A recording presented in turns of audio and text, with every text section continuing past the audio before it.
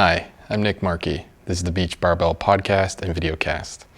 I'm a personal trainer and physical therapist here in Wilmington. Today I want to talk about the top 5 things to tell someone in pain. Okay, so we're talking about somebody that could be going through an acute pain, something either maybe they just got injured or something just flared up or came out of nowhere. And then also people that maybe have been struggling with pain, maybe on and off or consistently for some time. So both acute pain and chronic pain. Okay, number 1. First thing you should ask, are you okay?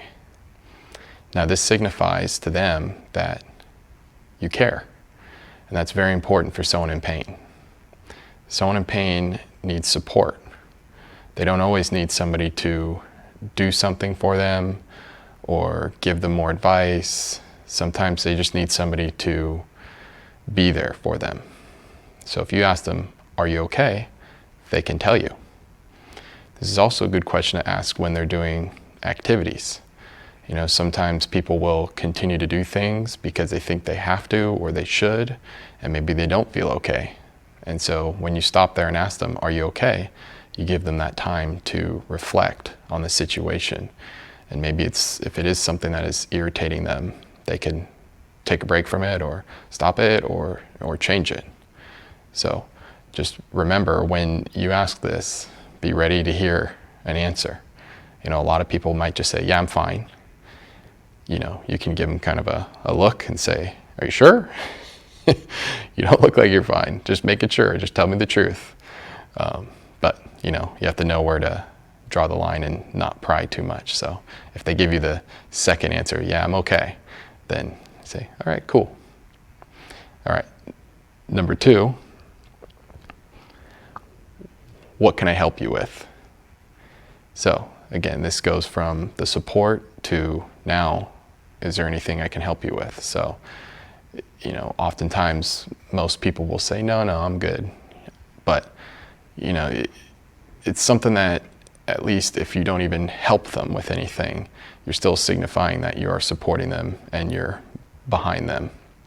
And then maybe they actually do need help. Maybe they say, oh yeah, you know what, maybe you can help me with X, Y, or Z. Now, you have to determine how far you're willing to go in terms of help and what that actually means.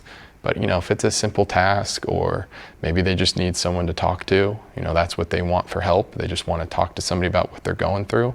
That could be a very positive thing. And again, maybe they don't necessarily need somebody to help them, but maybe they just need someone to say that to them so that they recognize that there are people there for them that are supporting them. Number 3, what would you like to do? So, are you okay? What do you need help with? What would you like to do? Very simple question, but sometimes people in pain are in the trenches in what they're dealing with, so it's hard for them to maybe see a broader picture of their life.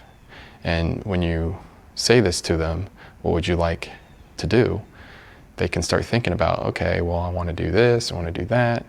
And then that starts a broader conversation of, well, let's see how we can maybe get you there. So there's a lot of times people in pain get kind of stuck. They get stuck in a rut and they have a hard time seeing their life beyond just being this person in pain. Now this may not apply so much to someone having acute pain that most likely is going to go away with time, but maybe more people that have been dealing with persistent or chronic pain, that their life becomes kind of wrapped around that pain. But if you bring it back out and say, what would you like to do? They can start thinking of those other things. Maybe they like to write poetry, maybe they like to go for walks, maybe they like to play basketball, whatever it is, whatever makes them happy, and then this is where you can start setting up a plan with them if they need help with that, to say, well, you want to do this? Well, let's start doing this little thing first towards the thing you do want to do. So, and again, it signifies to them that you're thinking about them, you're caring about them, and you're there to support them in their endeavors. Number 4, So this one's not a question, but it's a statement. I'm here for you. So this is a direct support statement. So someone in pain, they're struggling with it, trying to figure out how to live their life with it, trying to figure out how to manage it, trying to figure out what it means. There's a lot of uncertainty with this situation. And of course, the longer maybe you deal with it, the more you feel like you won't be able to do those things like we talked about before that you like to do. But to be a decent person and a decent human being, it's good to show that support for your fellow person, whether they're a friend or a family, or maybe just an acquaintance or someone you just interact with, sometimes throughout the day. I'm here for you. It's not you committing to some long-term thing. It's just showing your support for them, that you care about them, that you want them to thrive, and you are there to be a positive pillar in their life. Now, this can couple, of course, with what can I help you with, but it could also just stand alone and let people know that you're there. Because sometimes people aren't ready to expose themselves and what they're going through. A lot of people, just like you said before, say, yeah, I'm fine, I'm okay. But you let them know, hey, I'm here for you. They're gonna know at some point, maybe they can turn to you to just open up, vent, whatever it is they may need in terms of support. All right. Number 5, you can do this. So a little cheesy, but I think it's an important thing to tell people, because coupled with are you okay and some of the other things we're saying, the person in pain sometimes doesn't feel like they can accomplish a lot. That starts to make them feel like they're less than their whole self. When you give them that encouragement, you can do this, when they're doing something and they're actually okay, then that can oftentimes bolster them and give them that motivation, encouragement to keep trying to better their life. And it could be even simple things, the person wants to be able to go for, 3-mile walks, but, hasn't walked in years because of pain. Well, you can say, hey, let's just walk down to the mailbox and back. You can do this. Let's start small. Let's work on it together.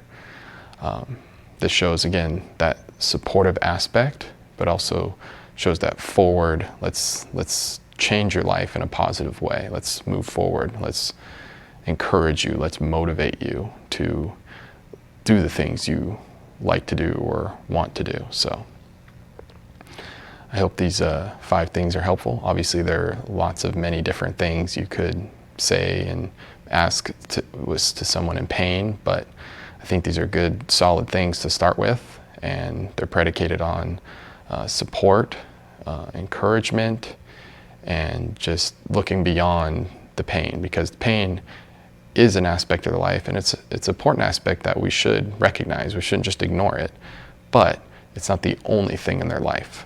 And sometimes exposing people a little bit to a broader thought or a broader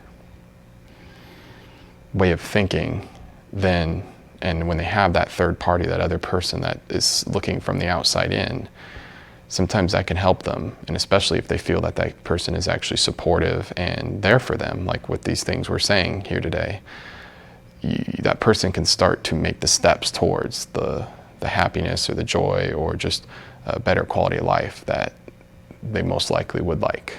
So I want to thank you very much for listening or watching today, and please reach out and let me know what you think, and share this with somebody you think might help. And if you need help, just, you know, to reach me. And thank you very much. Bye.